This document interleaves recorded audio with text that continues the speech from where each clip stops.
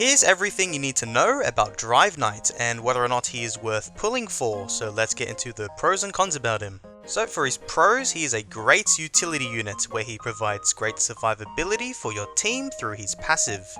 He'll also have amazing synergy with force field units such as Awakened Terrible Tornado, Awakened Vaccine Man, and Monsterized Chose. This is because having them will allow your Driveknight to deal tons of damage, which I will go over when talking about his attack skills. To add on to my previous statement, he has a high ult damage potential of dealing up to 1320% of his attack, which is insane. Now this isn't to each unit hit, but rather it is distributed evenly amongst the units hit. So no matter if he hits 1 or 3 units with his ult, he'll be dealing the same amount of damage each time, which is a very unique feature. He is also a great high-tech unit for Bomb's core to fill in as the high-tech slot due to his versatile kit and utility. And finally, his ult requires 0 energy, which is great. However, his ult isn't 100% free, as there is a major drawback to using his ult, but you are still able to use his ult even if you have 0 energy from Watchdog Man or King sealing your energy. Now some cons about him is that you will be sacrificing your energy gauge in order to buff his attack, where his ult can drain a maximum of 2000 energy points, which equates to 2 full energy, which is removing a whole entire ultimate from any other ally, so you will need to be managing your energy when using him. He is also super slow, and by that I mean he is always going to be the last unit attacking on your team no matter what, so he will be sacrificing both your energy and your speed order in order to deal massive amounts of ult damage. There is a high risk, high reward with using DK. And finally, he needs to have that force field synergy within your team, so he needs at least one of the 4 units that I just listed before, or else he won't really be useful at all and will just be good as a tank, which you don't really want to purely focus on him on. So let's get into his attack skills. So for his basic attack, he attacks a single target for 130% of his attack, and for his ultimate attack, he attacks an entire row with 3 hits for 120% of his attack. He will also inflict force field onto the main target for 1 round, where it will deal 160% of his attack as dot damage. When he is in silver state, he'll instead deal charge damage to the entire row, where every enemy that is inflicted with force field will increase 1 layer of charge by 240% of his attack, which can stack up to 4 times. So what this means is that if there are 4 units that were hit with force field, then Driveknight will deal up to 4 times the charge damage, being 960% of his attack. Now this damage is evenly distributed towards each enemy hit, so if you hit 3 enemies, he'll deal 320% of his attack to each enemy. If he hits 2 enemies, he'll deal 480% of his attack to each enemy. And if he just hits 1 enemy, then he'll deal the full 960% of his attack to that enemy. So he can be a super hard hitter when going up against less enemies. Now for each layer of charge, he will also be removing 500 energy points every time from your energy gauge. So if he attacks for 4 layers, then he'll remove 2000 energy points. So for 3 layers, he'll remove 1500 energy points, and so on. But his ult requires 0 energy to be activated, so you can use it for free. Just note that the next round after, you'll be missing 1 or 2 energy.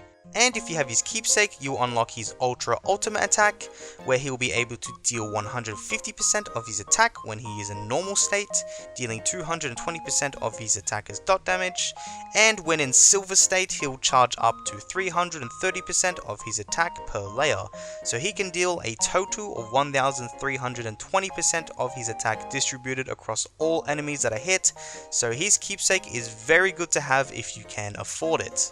So moving on to his passive skills, at the start of battle he grants 40% of ult damage reduction to all allies for 2 rounds. So he's basically like Darkshine Alloy, but he grants a much higher ult damage reduction. When he is hit by non-crit damage, he'll reduce the damage taken by 50%. His speed will also be permanently reduced by 90%, where he will be unable to receive speed boost from Sonic V2 or SSR Timeline. And finally, when an enemy is hit with force field, he transforms into silver form after the force field activates at least once. So once the force field procs, then he'll transform. This also works when an enemy's force field is procced from ATT's keepsake, where she keeps force field onto them for 2 turns, so you still are safe in that regard.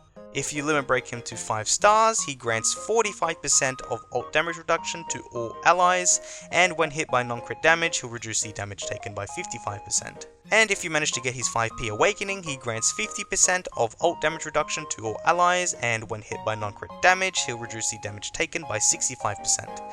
So he will become a very tanky unit for your team and for himself, so he's a very good unit to use during this tanky meta of the bomb era. Now going through his enhancements, so for his talent page, his page 3 talents does include unyielding, so definitely unlock his 3rd page as soon as possible. For his damage sigils, use sword and or piercing sigils, and for his support sigils, use vitality and or chaos sigils. In regards to his limit break, upgrade him to a minimum at 4 stars. He isn't the most important to 5 stars straight away, especially if you are already working on Sonic V2 or someone else who you pulled their keepsake for. But if you are pulling for driveknight's keepsake, you can get him to 5 stars just to make him super tanky, but that shouldn't be your top priority and you should focus on your heavy DPS damaging units. And now for his awakening, at a minimum get him up to 3-star awakening to attain his block rate and block buffs. Now if you can, I would get his 4p awakening to buff his tankiness even more with the additional crit resistance, but I wouldn't go any further. Even with his keepsake, he shouldn't be your top priority to dump your awakening materials into him, since it will only make him more tanky and it won't buff up his ult damage in any way, so I would just recommend to keep him at a maximum to 4-star P awakening. So now going through his gear setup, for his gear set you'd either want a primal or martial arts set, so you can finally put those gears into good use. And with his gears you'd want all 4 pieces being attack and attack bonus, since charge damage cannot be affected by crit. Now you can make him rock a HP build, but I personally wouldn't recommend doing so, since he has such high damage potential that you should not be putting HP at all into him. If you don't have any force field units alongside him, then you can use him just as a tank, but then you shouldn't really be pulling for him in the first place, so don't really put HP onto him at all. And for his buff gears, all of them should have attack, with your hero gear having attack bonus and flat attack, your high tech gear having flat attack and block rate, and your S-class gear having damage rate and flat attack. And if you manage to get an augmentation from upgrading your S-class gear, getting a block augmentation would work best with driveknight in order to make him survive for even longer, which will benefit your team. So the main takeaways from this unit is that he is a one-of-a-kind unit, as he is a very niche character where he has so many benefits and drawbacks at the same time to balance himself, as he is a very strong and versatile character. He also has insane ult damage potential with his keepsake, so you definitely want to get that. How exactly, I'm not too sure about, since he won't be released within the limited banners or in the hero backup stick as of the time of this recording, so I'm still unsure on whether or not his keepsake or him will be released in a certain feature or not. He is going to be amazing in force field lineups, so in PvP and PvE, force field is going to shine, as well as being able to pierce even more through bomb's shields. And speaking of bomb, he is going to be a great high-tech unit for bomb. Now, he isn't the best high-tech. That's because Child Emperor was literally announced for October, which is stupid.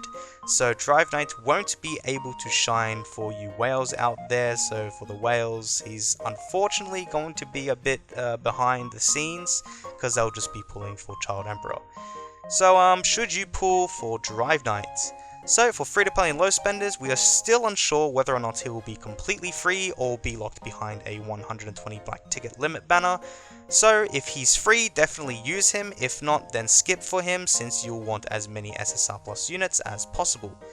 Good high-tech alternatives do include Lightning Genji, Lightning Max with his keepsake, or G4.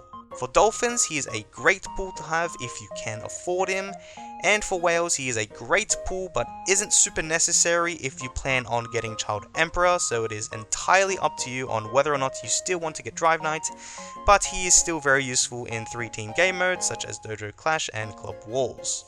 And my personal preference is that I will be pulling for him. I have been purchasing his shards daily because I do have the money to do so now, so apologies if you thought that I wouldn't be spending money on this game. I can, just a little bit every now and then, but I do want to get driveknight, and I look forward to his release. So a quick update on the SSR Timeline. This is a re-recording, so now I do know that none of the 4 leaked SSR characters are going to be free. So, for example, driveknight and Hellfire Flame are available for spenders through daily packs, and we still do not have any updates on Suryu, Pig God, and Hellish Blizzard. What is spot on, however, is Bomb being in the hero backup stick, which is unfortunate, you thieving scammers. I will start showing the predicted SSR Plus timeline once I release my video on Child Emperor later on, so look out for that in the future. Anyways, that wraps up the end of the video. I'd love to give massive shoutouts to all of my amazing new YouTube members, so special thanks to my X tier member Gamma, and my 4 Z tier members being Dragon, Red Skunk, Jared Van Dolen, and Solionaire, also known as Boycott Bomb Backup Stick, because we need to boycott that Bomb Backup Stick. These devs are stupid. I really do appreciate all of your additional support, and your contributions will be going into something special planned very soon, so look out for my upcoming videos about that such event very soon. So anyways, that's all from me today, and I'll catch you all next time.